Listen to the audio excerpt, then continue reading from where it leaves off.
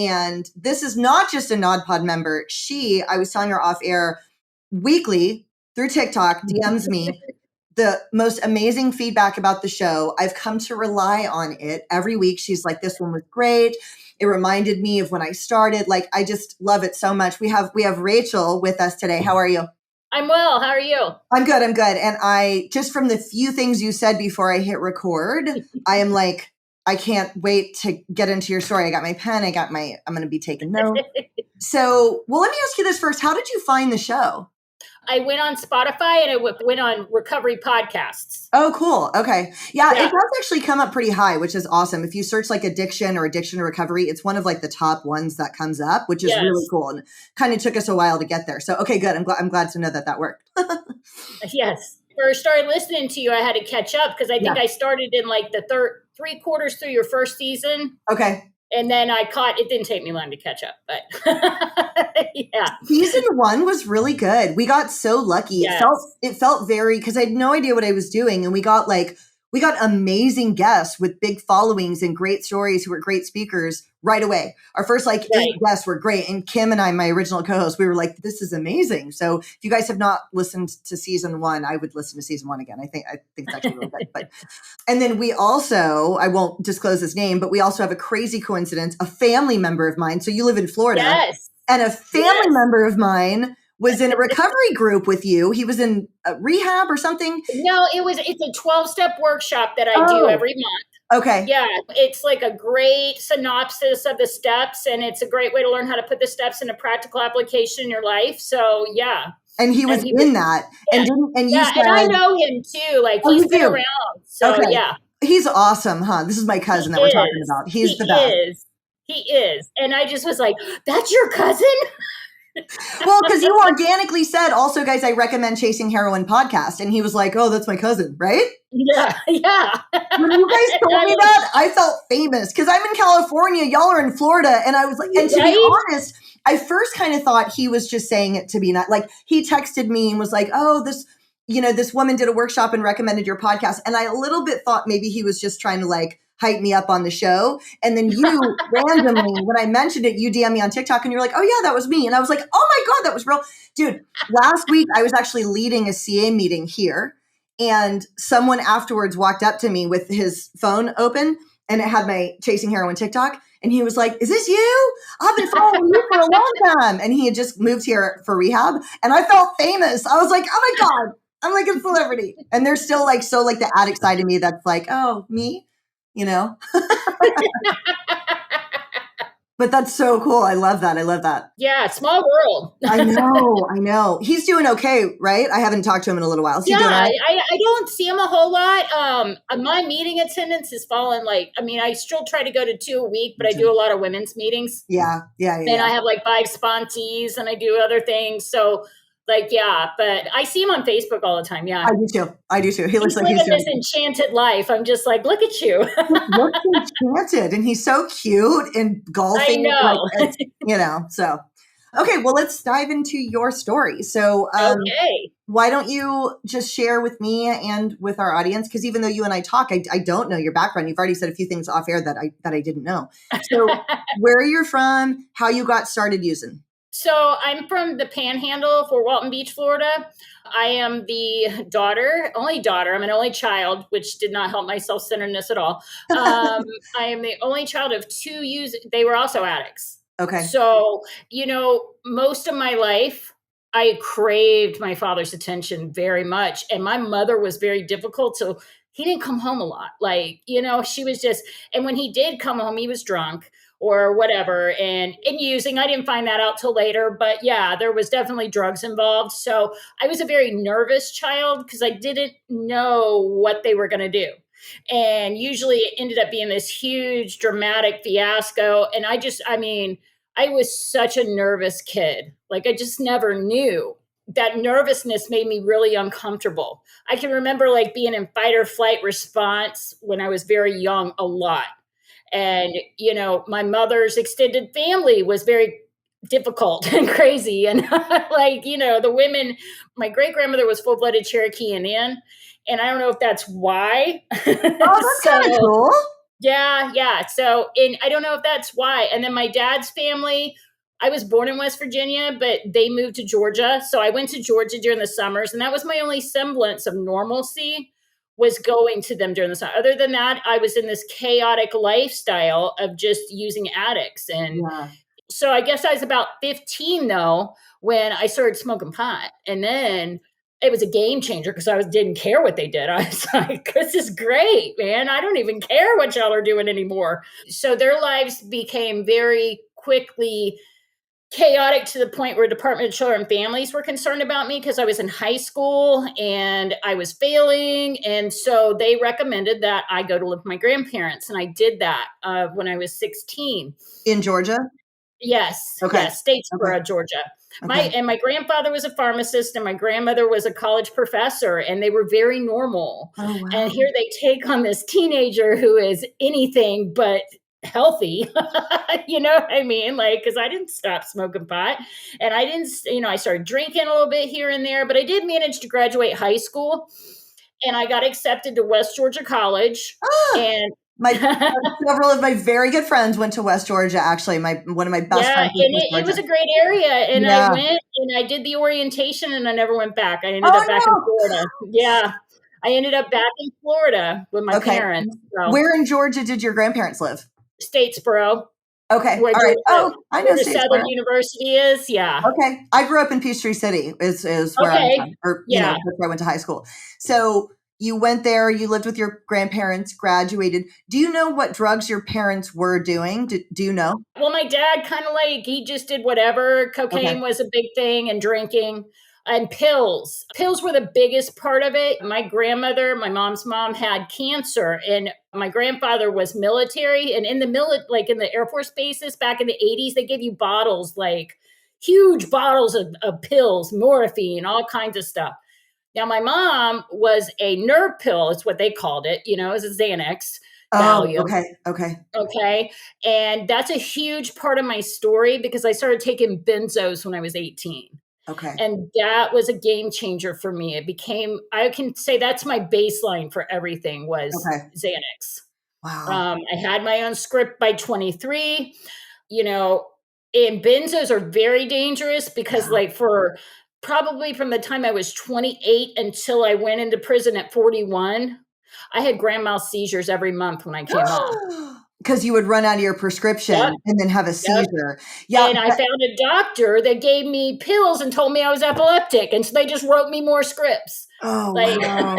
See, I've heard that. I'm so grateful of all the things that I got into. Benzos was yeah, never one of them. They just knocked me out. I did know enough to say when I went to jail that I had been taking them so that they would give me right, Librium, right? right, So that I right. wouldn't have a seizure. I knew enough to do that. But benzos to me, like I always thought that the heroin kick was the worst. Now I know fentanyl is way, way worse. But I know I've that heard that too. Yeah. yeah, but benzos too. I mean, it just sounds like so awful. So, what did you do? So, you came back to your parents when you didn't finish college, started Yeah. doing benzos. How did you support yourself during that time as you were using pills?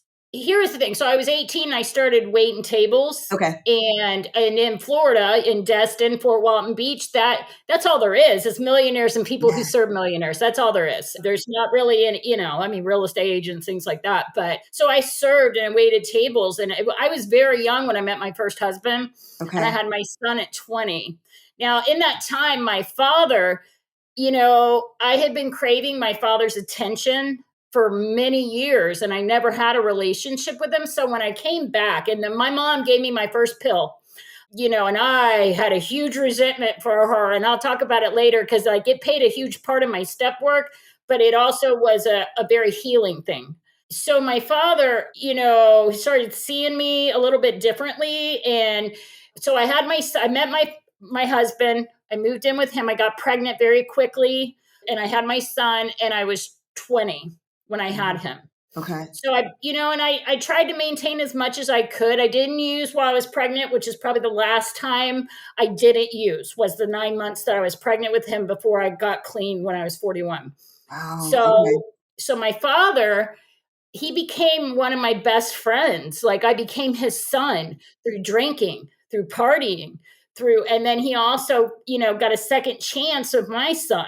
Yeah. So, but at the same time, he didn't change any behaviors. He was Right. still, and my dad's just an old hippie, you know what I mean? And he's one of those people, things don't really bother him. Like he doesn't really, sweat anything. Like he doesn't obsess about things like I do. But yeah, I became my father's son in my 20s, and then my husband and I separated when my son was 3. And at that point, like I was a real skinny girl. It took me a long time to blossom, but after I had my kid, I did. And I figured out that I could use my looks and other things to manipulate my way through things. And that's, and I think it was unconsciously doing that. I don't think I purposely thought I was doing that, but that is what I started doing. And, it started going downhill very quickly. And I started with alcohol too. Okay. But when Okay. you take alcohol and benzos together, when It's I was bad. they don't mix well together, and I'm a walking shit show. And being a 25-year-old woman, that was not great. Right. It must have been so nice to feel your dad's presence in your life again. It was, and I mean, my dad's still in my life today, but we went Good. through a really dark path. Like Yeah. my mom passed away when I was 28. And Oh, that's actually the one thing I wanted to talk about too. When I was 28, so I had left my first husband. I had this best friend, and he was just amazing. And I'd known him since I was 18. But the crazy thing was, he was my drug dealer, and I did cocaine and acid in the same weekend with him.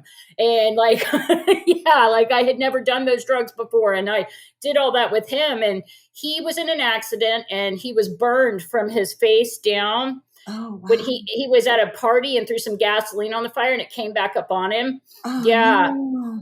And he went into the Auburn Burn Center. I met him when he came out, and he had all the, he got hooked there Okay. on pills, of Mhm. course. Right. And so he had on, scripts and surgeries and all these things, but he was such a great guy, and he was my best friend. Yeah. Regardless of the drugs, he was my best friend. So about mid 20s, my life is a shit show. I have a little boy, and he really wanted to just he was like, let's try this, let's do this. And I wasn't sure, like I wasn't ready, and I certainly wasn't relationship material, but he stuck it out with me. I Mhm. was a shit show.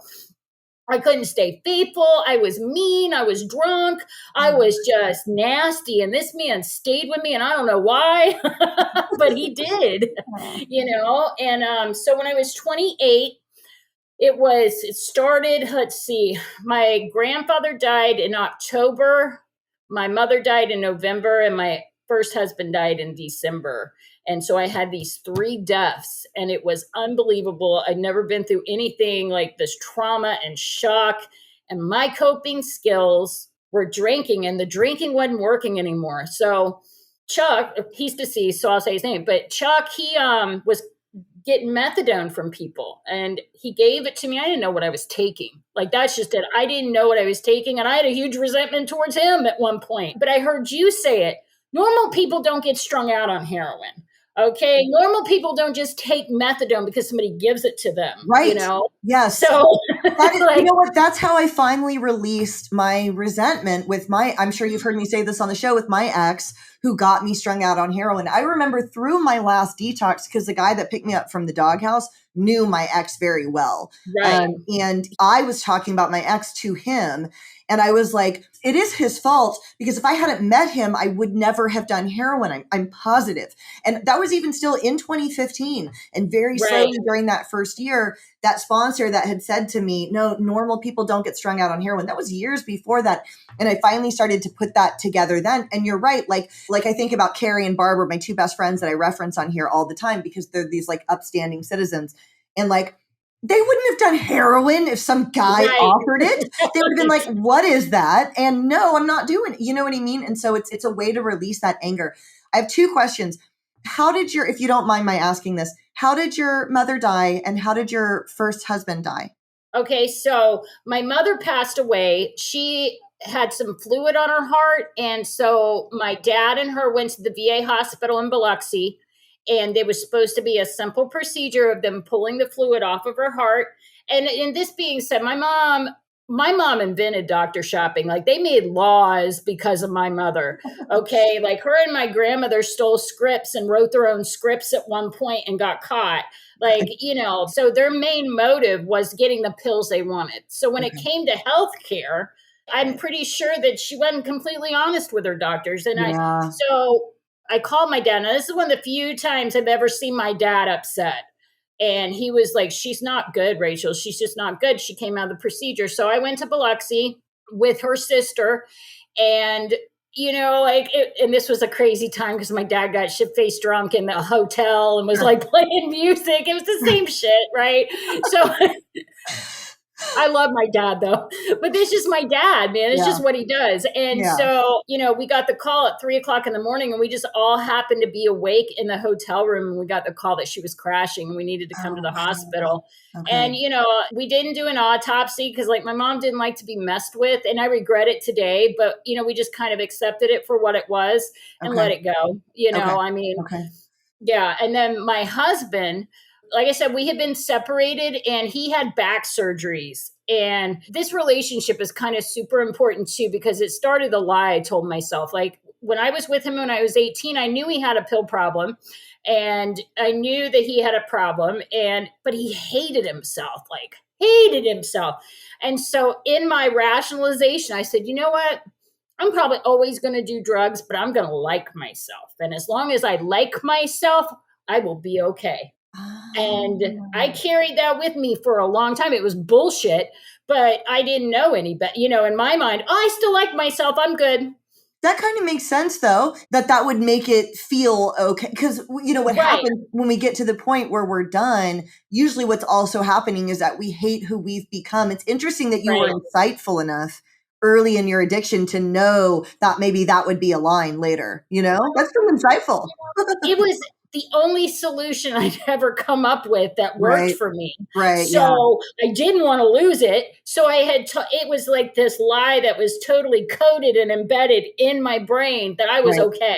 Right. Right. Yeah. Like, and another thing that came about was that this is just how it is. I was raised in this lifestyle. Yeah. This is just how I live. These are the decisions I've chosen to make. And this is just how it goes. All the unmanageability that comes with it.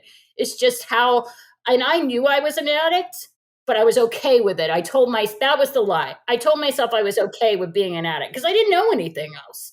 So you knew at like 18, 19, 20, 21, 22, 23, you were like, there's a thing called a drug addict. I'm not just partying. I'm an actual addict, but I'm okay with it. I think it came to when I was 28 and I started taking methadone and I knew Chuck had gone fishing. He was a deep sea fisherman and I didn't have it. And all of a sudden I was sick. Yeah. And I was like, what the fuck? I was so mad at him. Like I threw shit at him when he got home. I would too. How long were you sick? How long was he gone?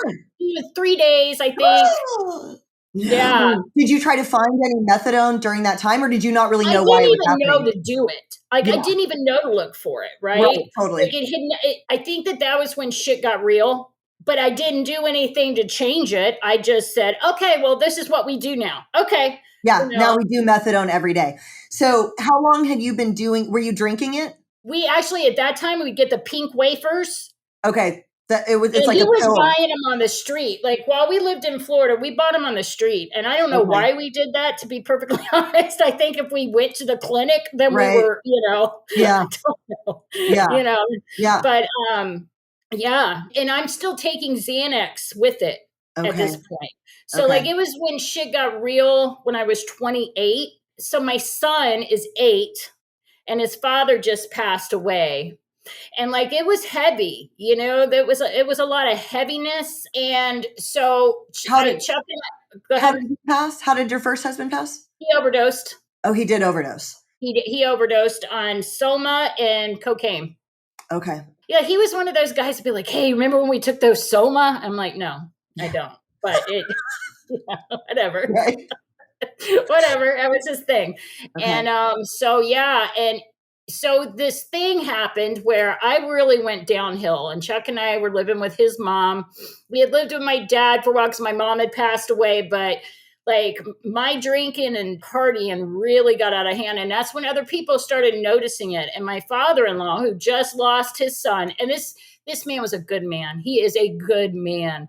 And he took me into his home and accepted me into his family. And the first time he called me on my drug abuse, I left the state and I went to Georgia because I was like, you're not going to tell me what I can do with my child. And this is a huge amends I had to make later, but that's what I did. I ran. Okay. And I moved to Georgia and I hid in the woods for 11 years and used drugs. Did Chuck go with you? Yep. Chuck went with you in the woods. Where in the woods? In the woods. Yeah. Like Franklin, Georgia. Like it was. Oh, I know Franklin, Georgia. That's up in North Georgia, right? No, actually it's close to Roanoke, Alabama. Oh, okay. Right there at the Alabama line. Okay. And, you know, like it was beautiful, but to be honest, I hated Georgia. Yeah. And I sunk in. And I don't remember a lot of the years I lived there. Okay. But so at this point, Chuck goes to the clinic. I do not want anyone knowing I'm taking methadone. Right. I pretty much don't have a driver's license. I don't want to be on paper. I don't know where this came from in my mind, but I went off grid. Okay. And so I didn't have an ID. I didn't when I look back on it now, I'm like, what were you doing, girl? So we bought a piece of property out there and my son went to school. But here's the thing, man, I did exactly what my parents did. And when it came time for him to do drugs, I figured, you know what? You're not allowed to drink, but you can smoke pot and you and your friends can come here and smoke pot and that's fine. And while we were on methadone, everything was good. Well, and then Dylan, my son, he was 17, he took some of my Xanax and I didn't know it. Like he was good. Like he took the bottle and like pushed it up with other pills. Like he was like, and I didn't know he took them. And Chuck came back from the methadone clinic and he was like, Dylan stole something out of somebody's car and got me kicked out of the methadone clinic. Oh no. Like, he what? He what? Like he ended up, and then the neighbor come over and had called the police, and he went over to the neighbor's house and stole something out of their car too, and ended up going to jail. Shit. Okay. Yeah. It was like this huge thing that happened, you know, and I was just like, what the hell? Like, but we didn't deal with it well. You know, and just so you know, my son is clean today, but it was a whole process for him too. I can imagine. You know, as a woman, you can never make an amends to your children. There is no amends on this earth other than a living amends that will make up for what you did. You can pay for therapy. You can throw money at it. You can do a lot of things. But in my opinion and my experience, the only amends you can ever make to your kids is just stay clean and be an example. I mean, it just, you know, how do you make amends for that? There's no making that right, you know. But so I have another affair during this time. And I drank one night and I had quit drinking because my behavior was so bad when I drank. And I knew that about myself. So I had stopped drinking and there was one night and partying got really crazy. And this is where meth came into the situation. Okay. And when Chuck partied, he was one of those all in people and he would end up nodding out places or he would go on these 4-hour drug runs. And that's no excuse. It was just what was going on. And Dylan he wasn't a boy, but he wasn't a man either. You know what I mean? He was like 23 and I was 30 something. And I think it was 15 minutes. And to be honest, I didn't remember it very well, but it happened. And then 2 years later, the kid said something and Chuck found out and it destroyed my family. A friend of your son's? Is that what you're saying? Yes. Oh, yes. Okay. Oh, yeah. Very shame. Lots of shame there. And actually, this kid ended up overdosing 2 years ago. Oh, my goodness. Okay. So that's what you're saying. Okay. So you were partying with your son and his friend, and you ended up hooking up with the friend. And the kid said something later? He told Chuck? Yeah. And he was in his 20s. And like, he would party with Chuck and then he would like smoke pot with Dylan and you know what I mean? So like, it was just, and this is where when he quit going to the clinic, the meth came in to help with the withdrawals. Right. Okay. Because we had to substitute it. Did you guys get off methadone at that time when he got kicked out of the clinic? Okay. And you switched to meth. So we're in the meth thing. This whole thing had come out. It destroyed my family. My son can't even look at me. So then Chuck starts IV drug using and I see it and I'm like, I said, show me how to do that. And he said, no, I'm not showing you how to do that. So he went off on one of his 4-hour drug runs and I Googled it. Because you can't tell me I can't do nothing. Right. So I Googled how to shoot up, I think, a K4 Delata, I think is what it was. And I found bluelight.com, not that I'm advertising or anything like that, but that's what the site was. And so I learned how to shoot myself up. Wow. And I learned how to IV drug use. And so then he came home and I was like, so I've already done it. So now I want to do that other stuff y'all are doing. And, and I can even remember the first time. And I was like, wait a minute. I didn't get the breath knocked out of me like y'all did. I want more. And he was like, and it was horrible. And I didn't know. Here is what I did at that moment. It was the beginning of my bottom. And I didn't know that, but that's what IV drug use does. Yeah. And the meth too. Yeah. It takes you to a hell and a degradation that you've never experienced before. And you will do things that you say you'll never do. There's not a line that won't be crossed in my experience. So it was Mother's Day. I went in there, I was trying to wake my son up. And I was like, you know what day it is? He's like, it's Mother's Day rolled over. And I'm like, so put upon, because I've been Mother of the Year and shit. I ended up moving out of the house. And then there's I got arrested 3 times. Now, I had been arrested throughout these times. I had a couple DUIs. I never completed the probation. So I always went to jail in a VOP. Always. So then in Georgia, I get arrested 3 times in a week. And no. For what? In 1 week? Petty theft twice. And then I get out on the second petty theft and I come home to where I'm staying and Chuck's been there. And the thing about Chuck was he was always dabbling in drug dealing. And this was a small town and they knew what he was doing, but he had a hidey hole up in his car and they could never find his shit. And he got pulled over at least 5 times a week, but they followed him and watched and watched and watched. And so they ended up coming into where I was staying. And I had everything out of my room, but he left a rig and spoon in my room. He also hid 2 ounces of meth in the bathroom, but we both got arrested on the rig and the spoon. Yeah. Oh my gosh. They didn't find the meth in the bathroom, but they found the rig and the spoon. And so we both got arrested on felony meth possession. I sat for 5 months. Chuck didn't. His mom always bailed him out, but he didn't bail me out. I sat in there for 5 months. And you want to talk about a resentment? Girl. I was so pissed. Oh my gosh. So angry. Yeah. Why did it take so long for you to get to court? Because it is a podunk, and this will read, I have more of my story about this later. It's a podunk town, and there's 2 arraignment dates a year. 2. What? 2 arraignment dates a year, every 6 months. Yep. So I feel like that's actually unconstitutional because it violates something called habeas corpus. Hell, girl, it is. Podunk, Georgia. They don't care. They don't care. The right to a speedy trial. It's in the Constitution. Oh my gosh. But it's Georgia. Don't trust your soul to no backwoods Southern lawyer.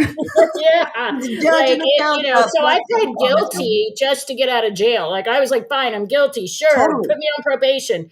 Here's the thing about Georgia. They have call-in probation. I'm like, is that even a fucking thing? What is that? You call in? Yeah. So my addict's like, fuck this. We out. We leaving. I went to Florida. Okay. And I absconded. I left the house. Chuck followed me. We left Dylan in the house, which was so wrong. Here I abandoned my 18-year-old kid and good luck, And so here's where, and my family, like I said, so I moved back in with my dad. My dad is remarried to a woman that can't stand me.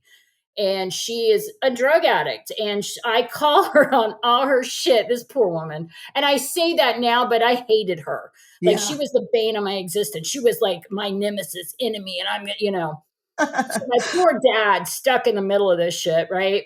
But I don't realize when I move in and I bring all of my meth with me, all of my meth connections, all that into this house. And I don't realize that everybody's addicted to heroin when I move in. Oh, shit. I don't realize it, So needless to say, my mother's house got turned into a trap house.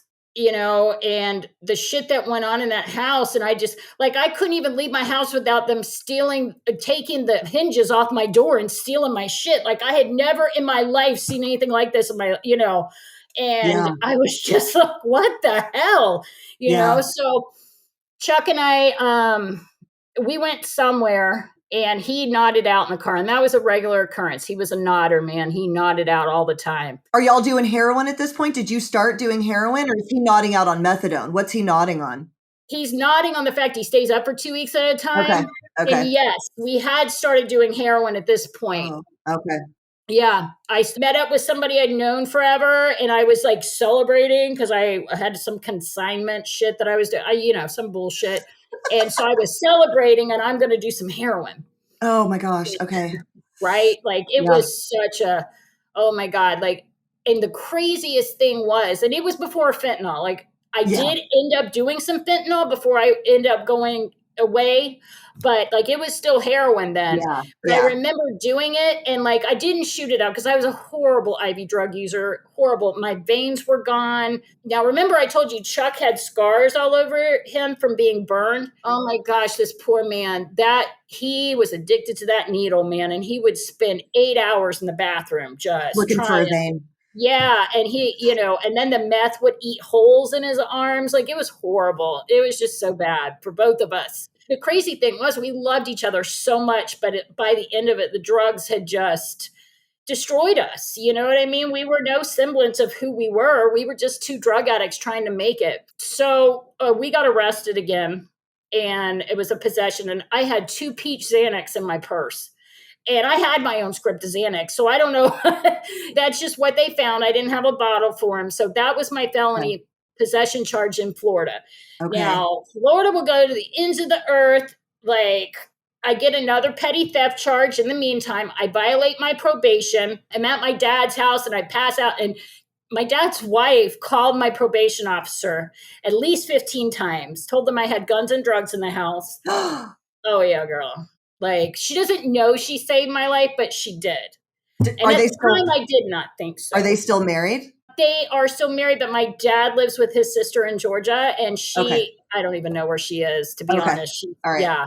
Okay. So at the time, I wake up and I have guns on me, and I'm like, I have a VOP, and I peed dirty, and they came to get me. And I was like, oh, okay. So I go in, I have no time to process because they woke me up. And at this point, like, I don't even hang out with people. All I have is dogs. I have my dogs, and I love my dogs so much. Like, my dogs are my thing. And my first bit of power. So I go into jail, and Chuck gets arrested on a VOP too, because he got arrested that same time. So he's also on probation. Okay. So he goes in, and I never see him again because I get out.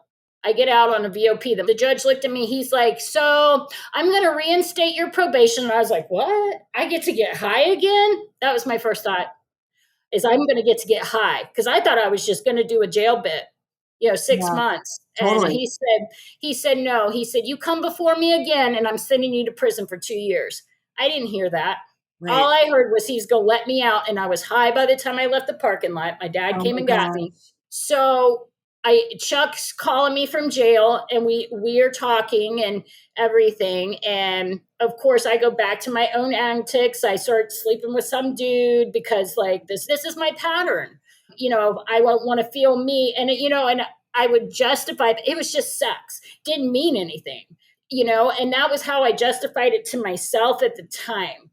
So I end up, Jenny, my dad's wife, calls my probation officer again. I violate my probation again from a dirty UA. And so here's my thought. I'm like, I'm going to go back off grid. I know how to disappear. So me and my dogs, we're leaving that night, and my warrant pops. And she's been checking the warrant site, waiting for my warrant to pop. Oh. And they come and pick me up before I get a chance to go anywhere. Okay. So they dragged me out of my dad's closet, because I was hiding, because, like, I'm a good hider. Like, they're not going to find me. How'd you know they were coming? You heard them? Oh, I heard them banging on the door, yeah. All right, yeah. Okay. So you ran into the closet. And they announced themselves, and they surrounded the whole house. And I'm pretty sure that the dope boy was there, too. And he was like, bro, shit's getting down right now. And he ran. I don't know how he got away. I think he did get away. I don't know how. But they were there for me. And when they took me out, they're like, we're not here by mistake. Your warrant just popped. And I'm like, I know. And, like, I know that I'm going to prison for 2 years. I know this. God. It was real. But I was so sick Like when I got in there, like I was so sick. Now, one of the things I do want to touch on is every time I went to jail, when I was in my 20s, I would withdraw from methadone and Xanax every time I went in. Oh So my I have done gosh. that probably 10 times, right? Oh my gosh. So this time I go in and I have a grand mal seizure while I'm in there. And I don't remember. And the thing about those seizures, I have no memory of any of them. Okay. Now, my dad saw them, Chuck saw them, but my son, but I never saw them. I never remember them. But I have a grand mal seizure going in. And I remember that next week of coming off the heroin, man. And I was like, oh my God. I felt like I had no soul. So at this point, I know I'm going to prison and I get sentenced on my 41st birthday. I get sentenced to the 2 years. Yeah. Oh my gosh. It was your actual birthday? Mm-hmm. What is your birthday? I'm just curious. January 18th. Wow, okay. You're Capricorn. Yes, I am. Very Capricorn. Okay. And so I get sentenced. They come and get you 30 days later. I go to prison. So I get processed in. 3 weeks after I get processed in, I get my first letter and I'm like, oh my God, somebody wrote me. And I've been writing to Chuck, but he found out about what I did and he's very upset with me and angry. And I figure he's out by now because he was only doing 6 months with gain time. He did 5. So I get the letter and my aunt wrote me a letter. My son had been in a car accident, but he was okay. And so I read that letter and I turn the page and she said, Rachel, I'm sorry to tell you this, but Chuck overdosed and died a week, I think it was March 15th. Oh, and I was like, I didn't even know like what to do. Like, I remember the whole world stopping in that moment. And I was just like, oh my God, like I didn't even know. Cause I mean, it just hit, I don't know why it hit me like that, but it did. And I just knew in that moment, if I didn't do something to change my life, I was going to die. Wow. And so that's what I did, from that moment on, like the only thing I had in there at that point was God. So I went to church, Okay. and I just changed my life from that moment on. I surrendered in that moment. I surrendered to the fact that I can never use again or I'm going to die. Had you ever attempted to go to rehab or get clean or go to AA? No, okay. No, my dad said he's like, we aren't quitters. Okay. Had you heard of AA? Had you heard of 12 steps? So I'd heard of AA, and here's the crazy thing. So a really good friend of our families, when I came back to Florida, my best friend and I, her dad had passed away, and so we went to the funeral, and there was this guy there, and he was this bad crackhead. You know what I mean? Like, bad crack addict. And he got arrested for robbing the Circle K. And the Circle K never has more than $25 in their safe. And they put a sign up that says that. But he got caught robbing the Circle K. So he went to prison for 7 years. And I was always like, well, that was $25? Oh my God. Yeah, right? Yeah. Because it was armed robbery. So I saw him after all these years later, and he was clean. Yeah. And I avoided him like the fucking plague. Yeah. He got around me. I went the other way. I don't know what it was. It convicted me for the first time. So when I get out of prison, that was a whole process too, but when I get out of prison, I call him, and he was my temporary sponsor until I got into the rooms and found a sponsor. Oh my gosh. Because he's the only person I knew. Yeah. Wow.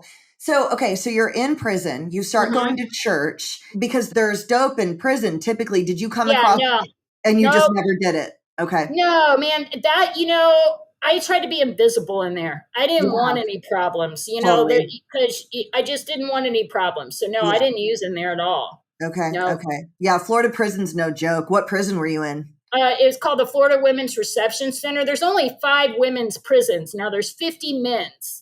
But there's only 5 women's, and Lowell was across the street. I was at the reception center. Lowell is the really bad one. I did have to go over there for medical and stuff, but the reception center is like their crowning jewel. It's where you go in to get processed, and then they ship you out to wherever they're going to ship you. Okay. But it's also where the delegates come in and the representatives to come in to check. The one thing about it, though, it's controlled movement. Like, you are locked down. It's all controlled movement. If you move around, you have to be escorted. Okay. Okay. So, all right. Yeah. So you stayed clean. Did you go to meetings while you were in there? Or I went to one. Okay. I went to one. And I was like, and I listened, and I was like, okay, well, these chicks know how to stay clean. So I'll just hang out with these chicks for the rest of my life and I'll be able to stay clean. Check. Because that's what I Right. was doing at this point, is checking boxes. I got that handled. Okay. Yeah. One Yeah. less thing, right? One less thing to worry about. I don't know what I thought. But so it's time for me to get out. And I have to make a decision about where I'm going to go. And my dad has since moved to Georgia. Thank God. Like, I was so worried my dad was going to overdose while I was in there. Wow. Oh my But gosh. yeah, they finally condemned the house and he went to live with his sister. Okay. And she wrote me, it was the same aunt that wrote me and told me about Chuck. She stayed in contact with me. Now, also, prison is not free. And my dad finally got it together I think 5 months before I got out, and sent me money. Before Oh, that, I had nothing. I was ugh, indigent. that's And so that was, hard. but I needed it. It was Yeah. necessary for me because I Yeah. needed to be bottom. I needed to, because like I had been skating through and just living life any old way I wanted and everything, and I don't recommend it for anybody. And when I got out, I rode with people and sent them money so they didn't have to go through what I went through. But it was just Yeah. necessary for me. Chuck died. Yeah. I think I knew I was alone in that moment, Wow. Did you have any sort of a grief process while you were in there, or? Here's the crazy thing. So, like, people are feelings mongers in there. They want to jump up and feel them feelings with you. It's crazy ass shit. I ain't never, So I had like 85 of my closest friends I didn't know come up on me when I found out. Oh, really? Like supporting you? They tried, but I didn't want anybody near me, man. Like, Yeah. y'all need to get away from me right this second. I needed to process it. So I did what they call a medical emergency, and I took a minute. And I walked down to medical from my dorm and I just kind of processed it. And then I was due to have my teeth pulled because I had horrible teeth. So I was getting dentures while I was in there, and they pulled my top teeth 3 days after he died. And it was so traumatic, but I was alone in the dentist area. Like, finally I was alone after they pulled the teeth. And in that, I swear that's where I processed it. Wow. I swear it is. Yeah, that's where I processed it. But so I didn't, other than that, all I had was detachment, right? That's all I had, So I read vampire porn books for 2 years until it was time to get out. That's just what I did. And I worked. That was going to be my next question. What did, because everybody's got something that they read. I think my husband read the whole Harry Potter series when he was in prison. Oh my gosh, J.R. Ward. Yeah. Okay. That was who you read? Yeah. Okay. All of them, anything I could get, I read crime stuff too, but yeah, I really fell in love with the vampire porn in there.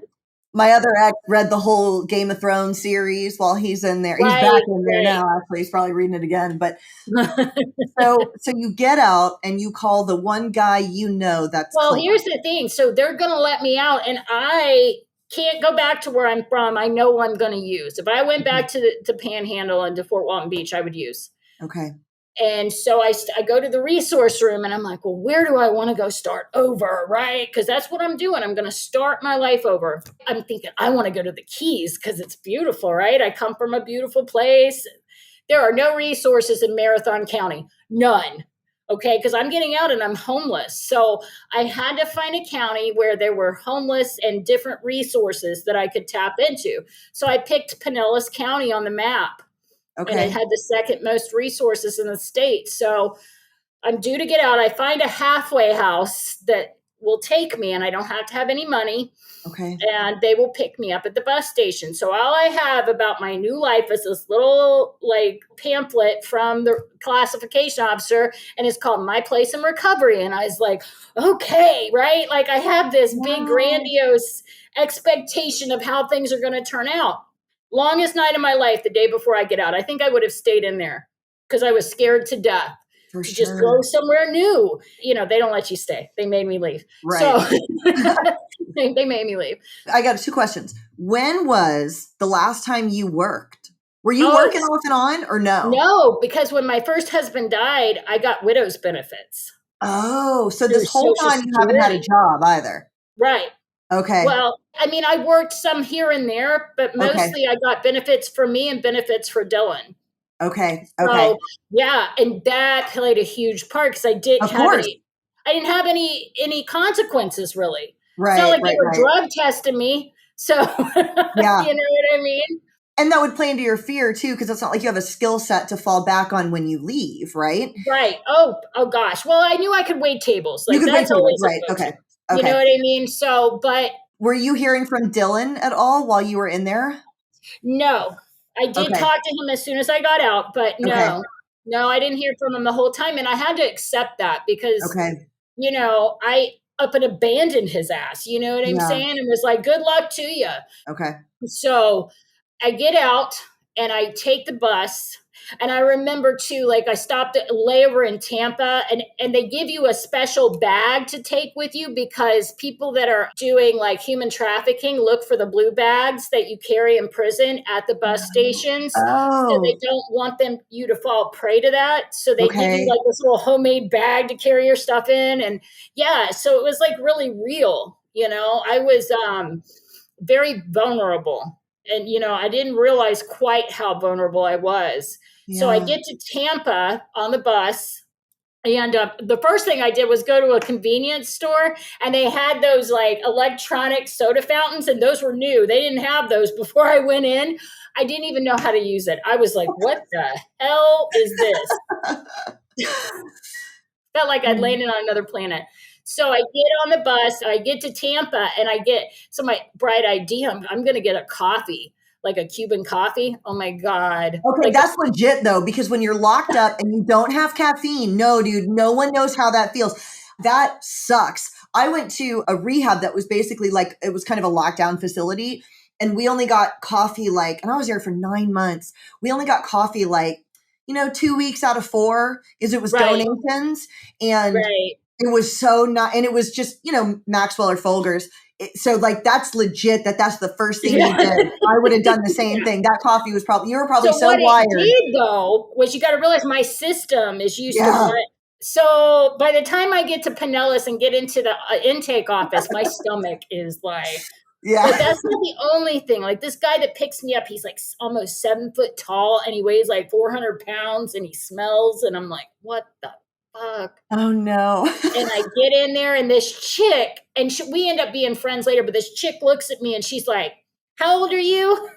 And I tell her my age, and she goes, you look much older. And I'm like, oh my God, well, I've been in prison. I don't know. I was just like, but at this point, I'm just trying to get to my room because my stomach is so messed up. Oh Right. no.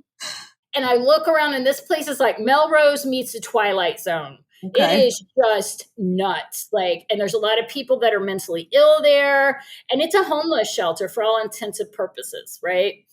So I get out and I get in there, and I thank God I had some resources from where I went because I had to go get clothes. I had to get Yeah. hygienes. They only give you $50. Right. Yeah. You know? Your date money is $50. Yes. Okay. Yeah, it was only $50. So I go to work and I go to an AA meeting because that's where they would take you to AA meetings. They went to NA meetings like once or twice a week. Okay. So I went to an AA meeting day I got out. Okay. The next day I went to work at Tropicana Field, which was really kind of cool because it was so visual to work on a ball field. And I cleaned the VIP section, and but it was a lot. You know what I mean? What is it? Tropicana Field? Tropicana Field is where the Tampa Bay Rays play. Oh. And the halfway house, they would provide jobs for you. You could work to Cool. help pay for, yeah. Like cleaning the greens and the Yes. benches Well, and cleaning stuff? I cleaned the VIP section, so where Cool. VIPs would go up. Yeah. So that Okay. was pretty cool, Yeah. and I felt like a part of society, and I went and got some clothes at the homeless shelter, and I got a bus pass. I was able to hit some NA meetings, and I went to this women's meeting and I raised my hand. I still have that meeting list today, and all those women on that meeting list are part of my circle. Wow. And the thing I want to touch on is all that crap that I've been through, right? I didn't have a clue what an impact it was going to make on my recovery because I'm able to use all that crap that happened to me, and I'm able to turn it around, and I'm able to use it for good. And I'm able to take other women through the steps. Because it changed my life. Yeah. As Absolutely. horrible as all that stuff was, I had to go through every bit of it to get to where I am now. Yeah. So, and my life is so much different. You had said that about me not having a skill, right? I ended up going to school. Now, it started out as a hustle, because they were going to give me money. They were going to give me loans and shit. And I was like, oh, cool. Okay. And I could get out of halfway with the loan money. All I had to do was go to school. I'm like, I guess I can do that. You want to talk about another fear? I was older than most of the students and my professors. Oh my Lord. When I got there. And I didn't really know how to use a computer either. Right. I had to learn all that. And so here I am. I've been out almost 5 years. I've graduated from school. I got a degree. I have my own business. Those aren't gifts of recovery, in my opinion. Those are a byproduct of hard work and staying clean. Yes. The gifts of recovery are all that shit that went on in my life. And I have a relationship with my dad and my son today. I'm in a relationship today, and it's a healthy relationship where neither one of us are trifling. And you know what I mean? You know what? Okay. I love this, what you just said. So, because people tend to say the gifts of recovery are the stuff. You're right. Yeah. That's usually what people say, but you're discerning a difference there. And you're saying the gift of recovery is feeling okay with your past. Absolutely. That is, and the definition of forgiveness is giving up the hope for a better past. So when I was talking to you earlier, like I had huge resentments against my mother, man. I'm talking huge. She gave me my first pill. And so I get to my 4-step and I start doing the resentment part of the 4-step. And I've got this huge resentment on my mom and I'm talking about it. And then I start to read it and I realize that everything that she did with me, I did with my son. Wow. And it was like, oh, okay. So in forgiving her, I was able to work closer to forgiving myself. Because that's what kept me out there for as long as it was the shame and the guilt of becoming my mother. Because that was the last thing I ever wanted to become. Did you do BBA steps or no? And okay, there's something out here called BBA, Big Book Awakening. It's like, and the way they do the 4-step is what you just said. Maybe you just had this realization on your own, but the way they do the 4-step is you write down your resentments and then there's an extra column, which is, have I done this to someone else? In the flat book, the NA flat book, there is a section on resentments. Okay. And it was when I was listing those resentments that I came to that realization. Wow. Now, the big book is the only way I haven't worked my steps. I mean, I can't say that because there's hundreds of ways to work your steps. Right. But I have like sets of worksheets, like 5 different sets of worksheets. The flat book, I do the 12-step workshop. Like that's my next thing I want to do is to work my steps through the big book. Right. So, okay. So I love this because I didn't even know you did a 12-step workshop. And I think you did say to me once in one of our TikTok exchanges, you were like, I'm going to use the higher power from Dr. Peg's episode in my next 12-step workshop. Now I'm remembering that you said that. Mm-hmm. The steps, my audience probably annoyed with me saying about it. The steps, man, that's where it's at. That's what will change your life if you let it. And I love that you do a 12-step workshop. Do you mind, if you have the time, can you walk us through, I guess I got 2 questions, what the steps did for you, and then also your favorite step, if you've got one, and why? Okay. So there's a little bit of backstory. So in that halfway house, it was co-ed. So I got in a relationship a month after I got out of prison. Okay. Sure. Now, here's the thing about relationships. If you want to find your disease, get in a relationship when you ain't using drugs and you ain't worked your steps. When you're just abstinent, okay? Get in that relationship and your disease will show up, okay? Yeah. So, and we didn't mean to do this to each other. We didn't mean to. But for 18 months before I really got into my steps, we made each other miserable. Like I didn't know how to be in a relationship. I didn't know how to live life. I didn't even know who I was, but I kept trying. And the one thing that I didn't do was I didn't pick up because I believed the second I picked up, I no longer had a choice. And he ended up relapsing, but that's his story. I'm not really going to go into it. But what happened for me was I came to that moment where I was going to grow or go. And I remember like walking, and thank God it's beautiful here. I was down at like North Shore Park on Tampa Bay, and it was beautiful. And I just remember walking and crying. And I wanted my dad. Well, no, what I wanted to do was use. That's what I wanted to do. But that always manifested with my father, right? So there was a lot of blurred lines there. And my sponsor gave me a rock. Okay. Now my sponsor's all into Reiki healing Okay. okay, now I don't know if any of them rocks do that shit that she says they do, but she believes that shit. So I'm like, okay, I believe too then. You believe, I believe, I'm okay with that. And I had this rock in my pocket and it kept me clean because Wow. what it represented to me was NA and the love that these women had given me. And I was like, I don't want to use. So I had to do something different. And I got into my steps. And when I say I was miserable, like here's the thing about step one. Step one means I'm fucked. I can't use successfully and I can't not use successfully because I'm batshit crazy. I got no tools to process life. I'm fucked. And steps 2 through 12 unfuck me, Okay. right? Yeah. So at that point, that's where it got real for me. I was like, okay, it took me forever to understand what my disease was because I kept hearing this theme, and it was, you did the best you could. No, I did not. Okay. I did far from the best I could. And it was my boyfriend that told me this. He goes, you didn't do the best you could, but you did what you did and you can't change it. And that was a game change. Just those few little words of changing it. And I was able to look at things in a different perspective. No, I did not do the best I could, but I did what I did and I can't change it. I Yeah. can't go back. Nothing I do is going to change the past. Nothing. Yeah. Nothing. It just is what it is.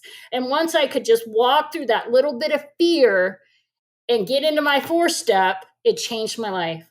The steps changed my life. And I can honestly say, like, I was miserable and I was not going to sit in that long. I would have Yeah. used. Yeah. Okay. Because I know how to make myself feel better. I liked using drugs. I wouldn't have used them for as long as I did if I didn't. Right. You know, that's changed my life for sure.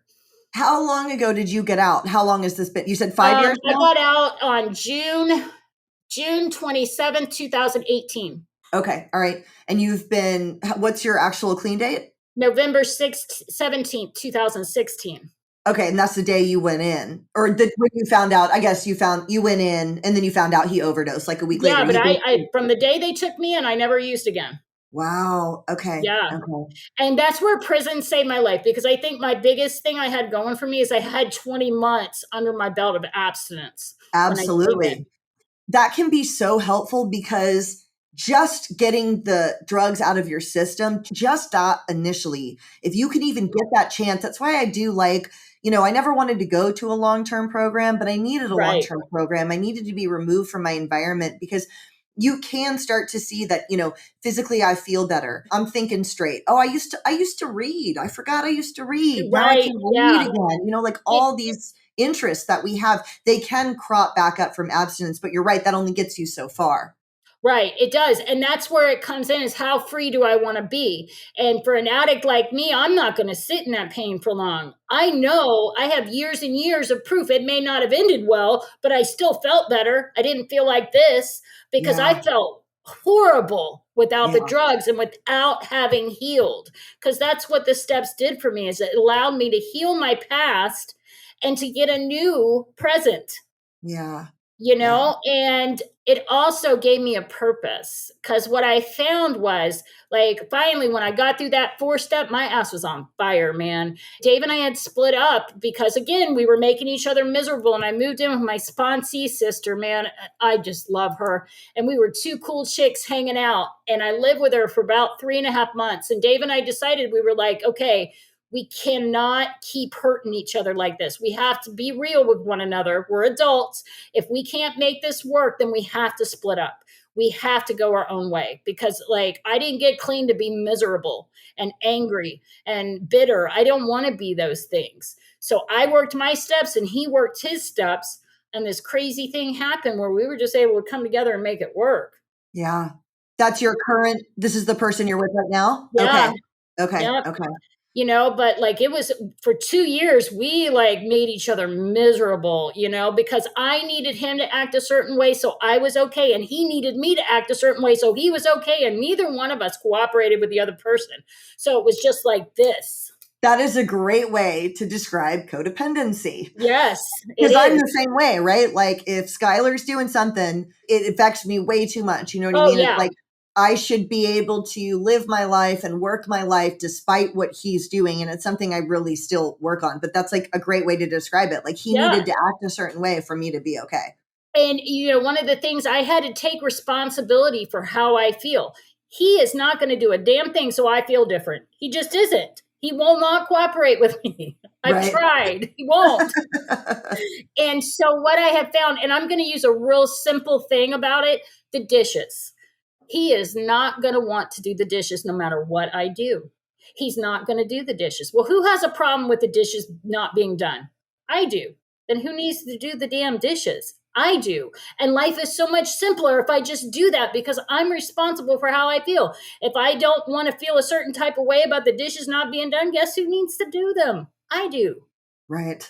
If I don't want to do it, how do I get willing? I pray for it. God, give me the willingness to get up to want to do the dishes. And it's a simple thing, and life is not that simple. But I can take that simple analogy that I just used with the dishes and I can apply it to different things in my life. And it is that simple. And it is that simple. And that's key, though. What you just said is praying for the willingness. Yeah, I know the answer, right? I know the answer. But like the willingness to actually, like, we aren't going to enough meetings, okay? None. We're going to none. Unless I'm speaking at one, which is so annoying, right? To be the person that's like, well, I'm only here because I'm leading. And I'm like, I don't want to be that person. That's not the example I want. We need to be going. I'm calling myself out right now. I won't go alone. And he doesn't always want to go because he's tired. So I'm just not going, complaining about how we're not going to meetings. I could go by myself.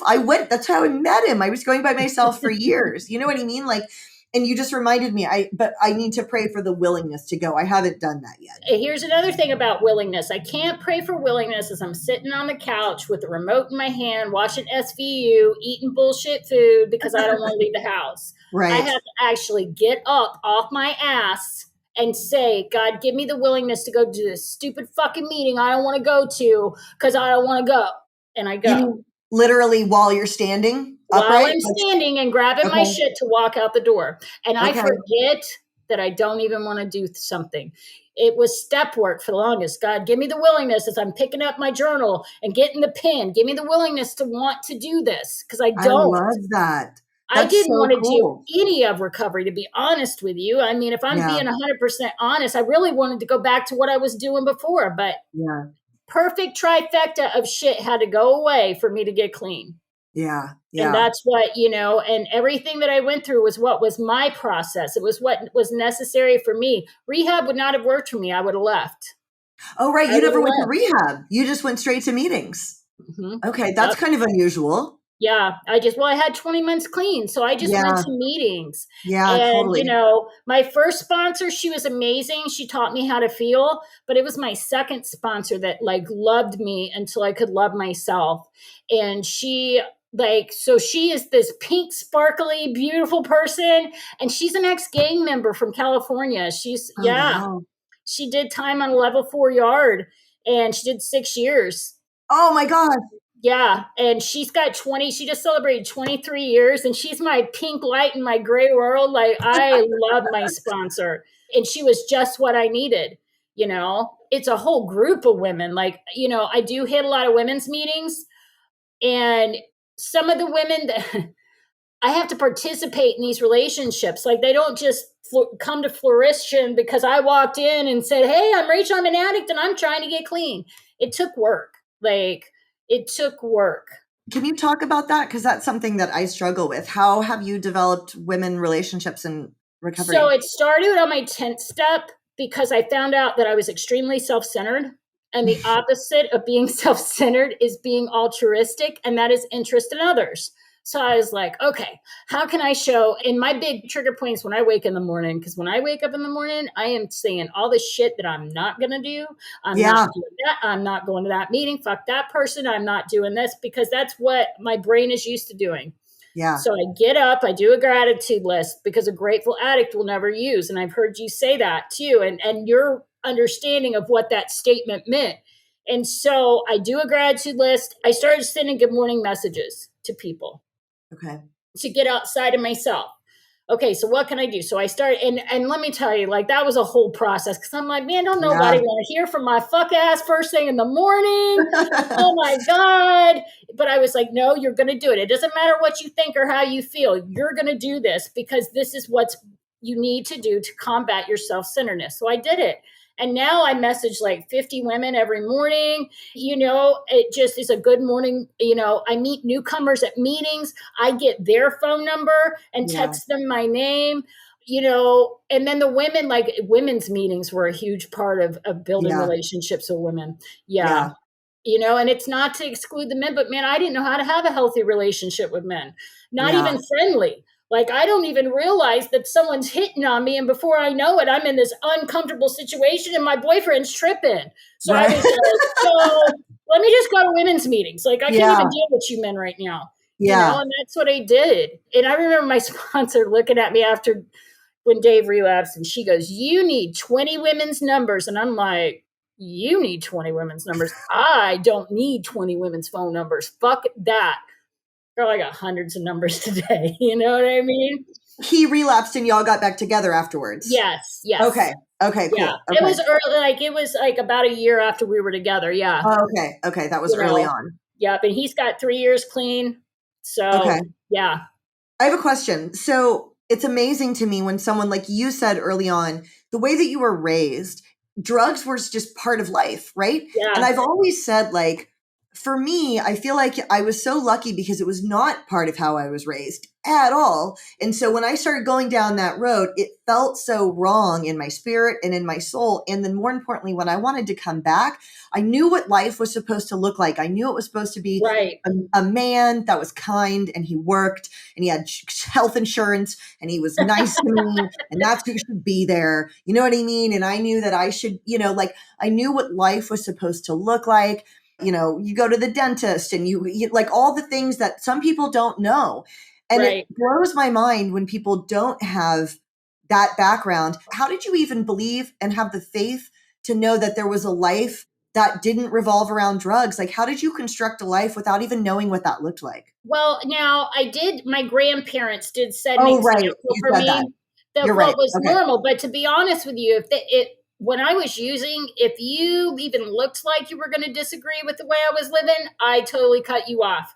I did not allow anybody around me that disagreed with the way that I lived.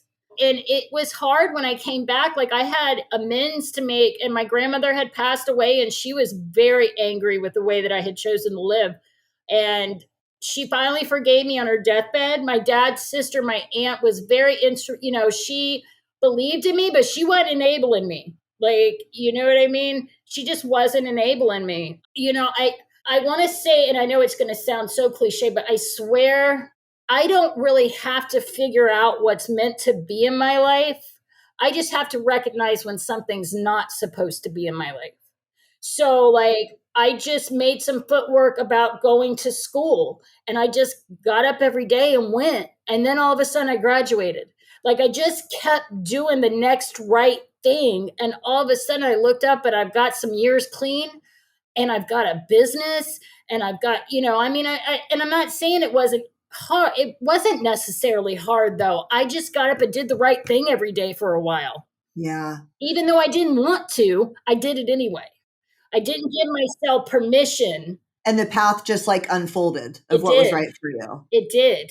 Wow, and, I love that. And I do a lot of service today because I'm able to. My son's grown. He's 25 now. He lives in Massachusetts with his girlfriend. And, so I have Dave and we have a dog. And, so I do a lot of service. And, I run both of our businesses, but I have a lot of time to give back. And that's where it's at. Like, that is what is better than any drug I've ever done. Okay. I remember I said some shit one time. It was, man, my worst day clean is better than my best day high. Oh my God. It was some pompous ass shit. I don't even know what I was doing. That was not true. Cause I like getting high. All right. Yeah. I like that shit. Yeah. What is good is taking my sponsees and watching the steps benefit their lives.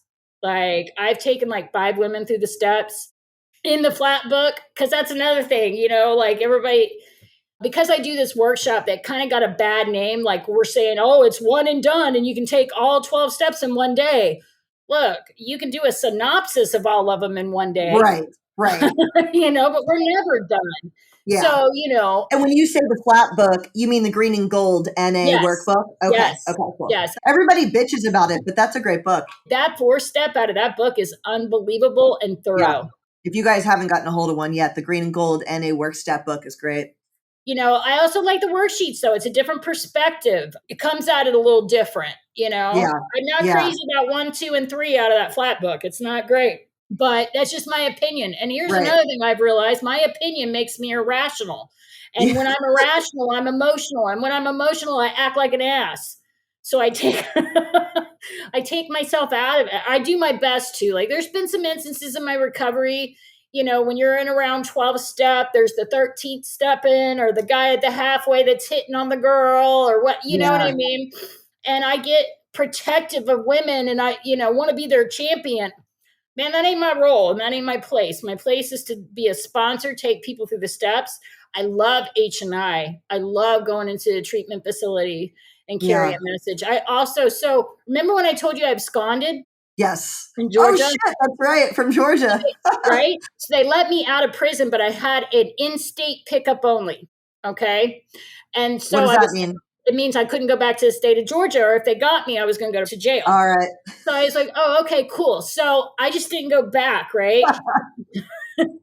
And so my aunt recently had a stroke, and I thought I might have to go back. And so I said, you know what, let me just call a lawyer, have them check it out. If I have to pay for it, I pay for it, whatever. So I called them. And here's the best thing about a podunk ass state, right? They never stopped my probation. So therefore, when the time ran out of my probation, the warrant went away. Okay. And I was like, what? So that just worked out. Only in Georgia. So I actually been approved to go back in the prisons and carry a message. Wow. In Georgia? In Florida. Here in Florida. Okay. Let me tell you how hard it is to get into the jail. So you got to be 10, 11 years off paper before you can go back in the jails in the county. Okay. But I can go into a state Department of Corrections facility and carry a message. Okay. Crazy. I wonder why that's so different, but I don't know. Knows? Yeah, I don't know. I think it might just be a county, like different counties may be different, but here in Pinellas County, you have to be off. It's hard to get in there and to carry a message. So, but yeah, and I can't wait to go in there and say, my DC number was P59374, and there is life outside of this. There is hope. Because I think that was something that I wasn't sure if I believed in, was hope, You were so alone when you got out, and look at what you've done. I mean, you were alone, Chuck was gone. You were alone, and you are an example of being alone. But then, and this is where the beauty of 12 step comes in, you weren't alone once you started going and meeting people. And that's where the fellowship aspect of those meetings. It did. And the women but you rebuilt yourself, that's really amazing. I know you've heard me ask on the show before, if someone's listening 30, 60, 90 days, they're brand new, and you have something for them to start doing, a tip for a newcomer, what would you say? What would you advise? I didn't know that my brain gave me bad information. I didn't know that my brain was broken. Okay. I didn't know that my disease lied in my personality and my choices or any of that stuff. So don't think your way outside of getting help. It doesn't matter what you think or how you feel sometimes. You just have to do some things if you want it to change. The question comes down to how free do you want to be? And because when I got here, I didn't understand what anybody was talking about. Right. But I came anyway. It didn't matter that I didn't understand. So there's an analogy we use in the workshop, and it said, I don't understand how electricity works, but I'm not going to sit in the dark until I figure it out. I'm going to walk over and flip the switch. Well, that's what the steps are. That's true. I didn't understand any of it either. And I want to make that clear. I was going to meetings and I didn't understand anything anyone was saying. No. I didn't. It was a while before I understood, really, for real. But there were enough funny people at my rehab, and there were some people that their life was the evidence. And so I went. Right. And I think that's what, when I started to carry my own message and figuring out what my message was, I wanted it to be simple. because I can complicate the shit out of everything, right?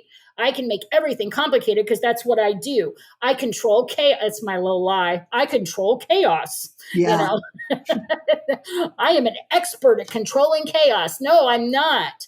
I am an Right. idiot, is what I am, and I need to just chill out. But like, I just wanted to carry a simple message and to Yeah. try to make it simple. And you had asked me what my favorite step was, and I don't think I answered you. My favorite step is step 7, because my whole life I've been trying to change the way I feel. And step 7 is a relief step. And so step 7 is the shortcoming step. And so what I do is I became willing in step 6, and now I'm ready for God to take all these defects of character, right? All right, so I have to pray. Doesn't matter whether I believe it's going to work or not. I just have to pray. And I have to pray for God to take away the defect and replace it with the asset.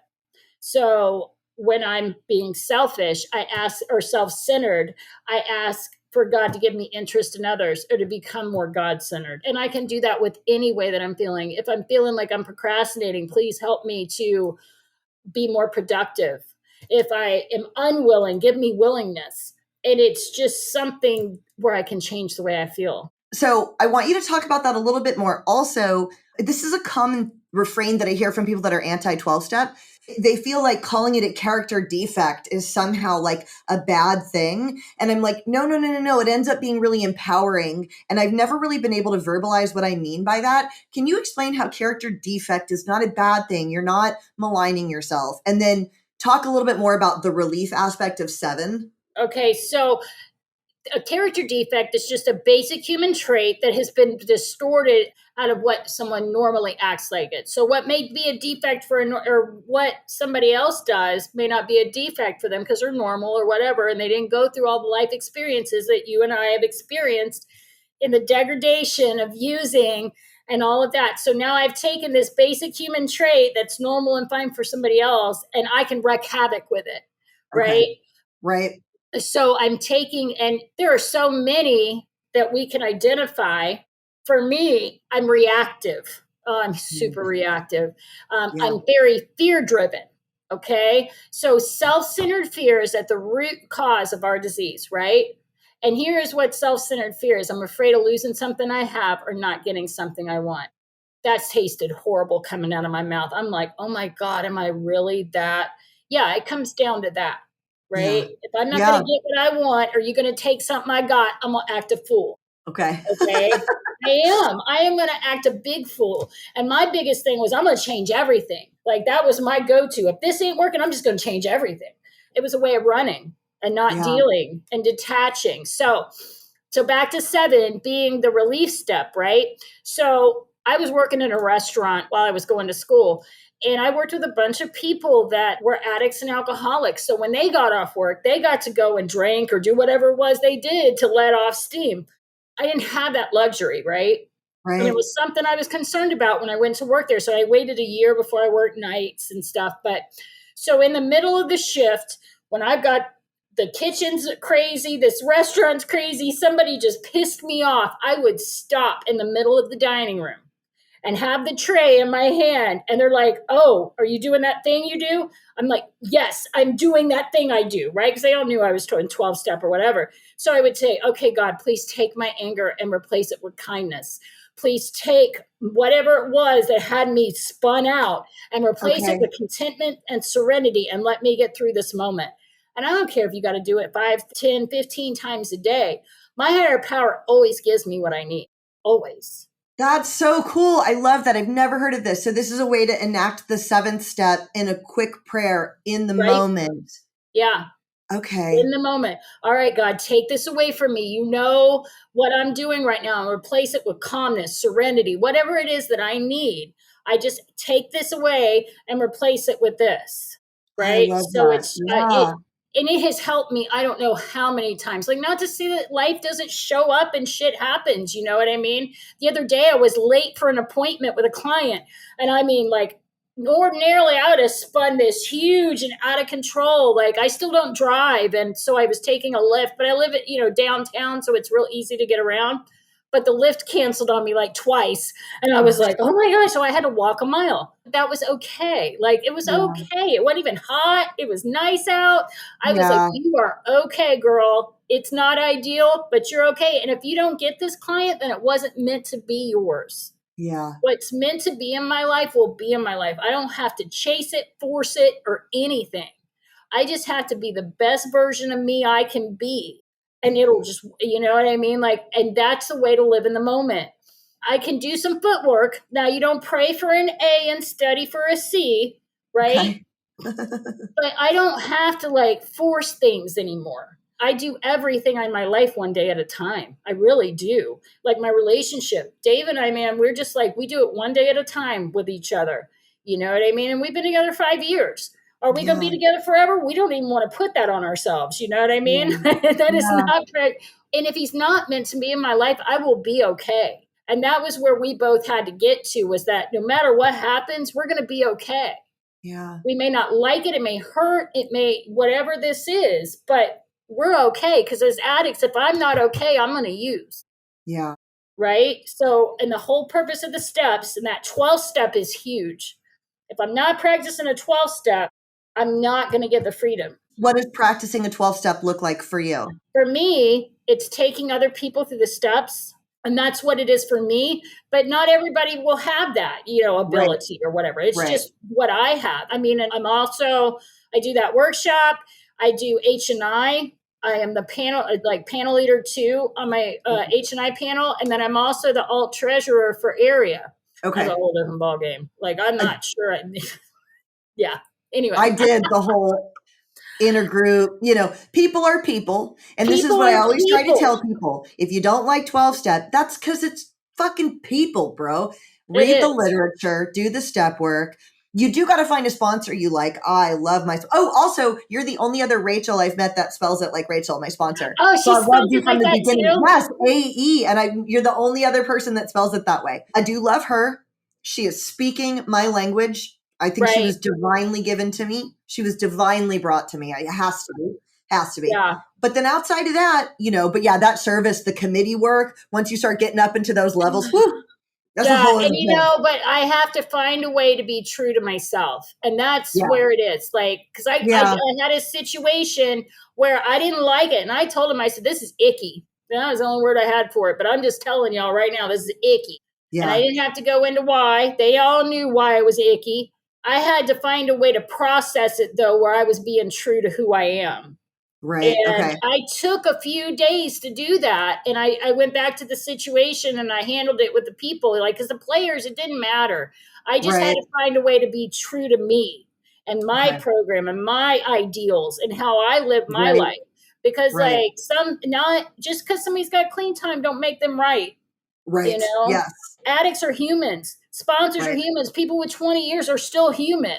Right? Yeah. Because now 8 years, that's kind of a lot. But I'm like, I'm not a great example of lots of things. Do you know what I mean? So it's like, you know, that's not, clean time doesn't necessarily equal insight. And I know what I have to do to get to where I am. I spent a lot of energy using it. It was all I thought about for many, many, many years.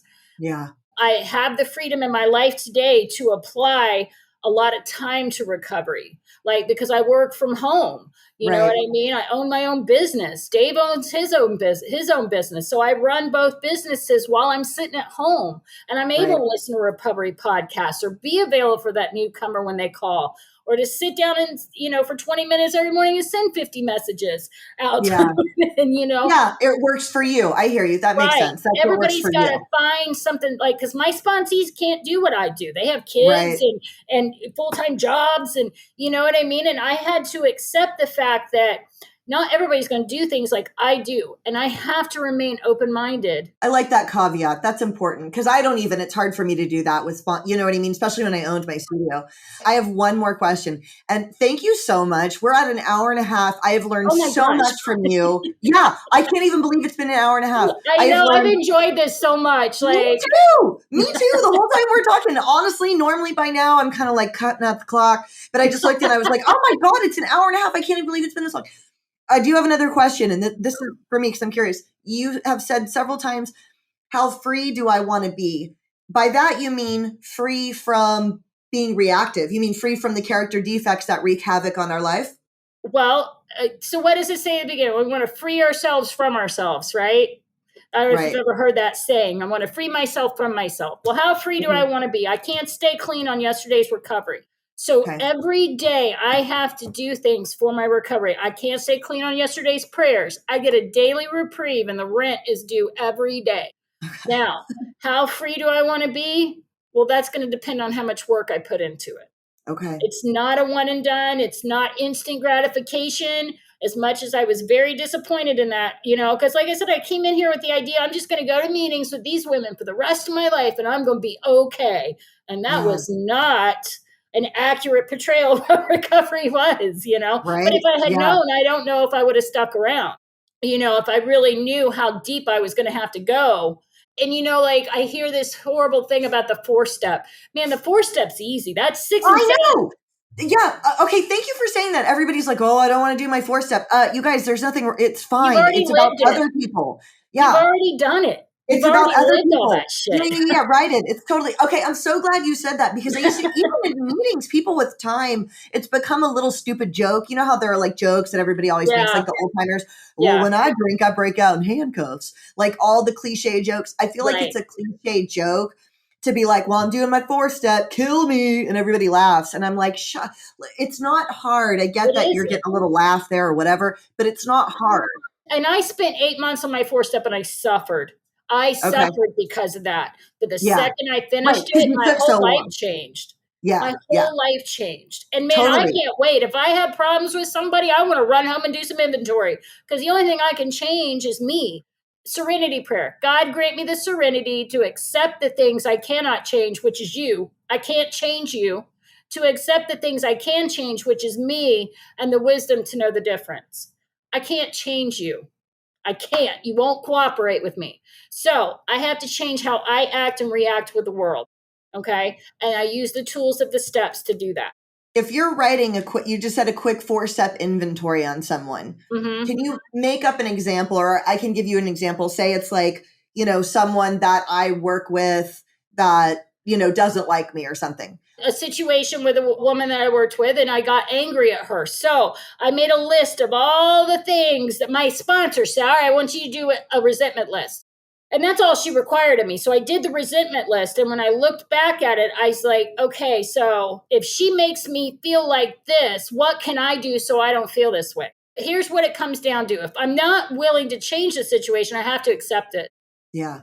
If I'm not willing to change it, then I have to find a way to accept it. And sometimes getting to acceptance is uphill. I'm not going to lie to you. It's not always easy to get to acceptance. Yeah. But that's the path. That's where the peace lies, is accepting the world as it is. Because I can't change. I can't force my way through it. I tried for years to force the world to do what I wanted it to do. So I was okay. Yeah. And the steps gave me the ability to be okay no matter what.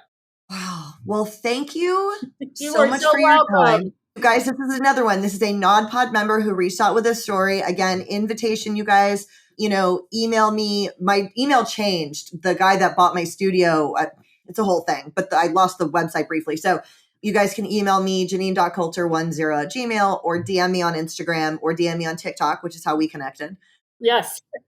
I cannot thank you enough for your time today. Oh, you're so welcome. And thank you for having me, man. I'm so excited. Like I said, this podcast has been a staple in my recovery. It's something I do every Thursday. I come, take the dog out, do my thing, sit down, and I can't wait to listen to the new episode. I don't know if I'll listen to this, though. I don't want to listen to it because it's me. No, well, you'd be pleasantly surprised. Watching it might freak you out.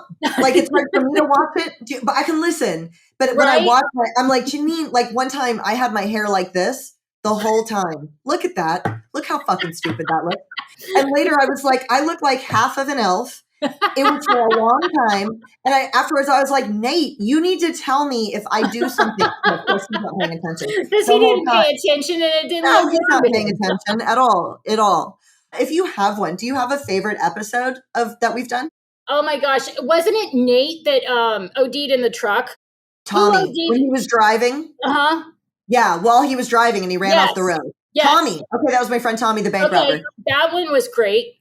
Oh, wow. Okay. I don't think I've Yeah. ever heard. Tommy's great. He robbed a bank and went to prison for a few years. We talked about that episode too. He's out Yes. now. He's Yes. clean. And I love the one with your sponsor and the one with your mom. I think my mom did such a good job. I She reran it did. 2 weeks ago. And when I was listening to it, I hadn't listened to it since we put it out 2 years ago. And I was listening to it doing my Hill Sprints because I needed to rerun one. And I thought that one. And I was listening and I was like, my mom is so smart. I was so proud of her. What she said helps me with my sponsees that have relapsed. I just tell them Okay. that's your process. Yeah. Everybody's Right. process is different. Right. And that's your She, process. she's such an example of kindness and compassion because I'll forget sometimes. I got 8 years and I'll forget and I'll be like, so and so's lying to me, blah. And she's like, Jeannine, you lied to me all the time. This is part of it. She just like Right. reminds me, Right. Well, like I have a couple sponsees, and one of them is in a relationship with somebody that is using, and she'll come to me with all these things that he's doing. I said, well, he's doing what a using addict does. Yes. To Yes. expect anything else from him is kind of not really rational, is it? Because he's going to do what using addicts do. What are you doing? And we become as sick as that person that's using. Because Yeah, when we do. Dave relapsed, I was just as sick as he was. And I didn't Yeah. I can be sick as shit and not put one drug in me. Yeah. I don't have to put a drug in me to be sick. God, that's so true. That's so and, true. And that's back on your first step thing, where I'm powerless, man. Yes, I'm powerless over drugs, but I'm powerless over the disease of addiction. Right. And, I don't have to put one in me. Now, once I put one in me, I no longer have a choice. But I am responsible for my recovery. And that's when I said, how free do you want to be? Yeah. Like, I don't want to be that crazy ass person that's living up in my head 24/7 that doesn't get a moment of peace or serenity. I didn't get clean to be bitter, angry, and crazy. I just did it. Yeah. Totally. Well, Rachel, thank you so much for your time. This was so amazing.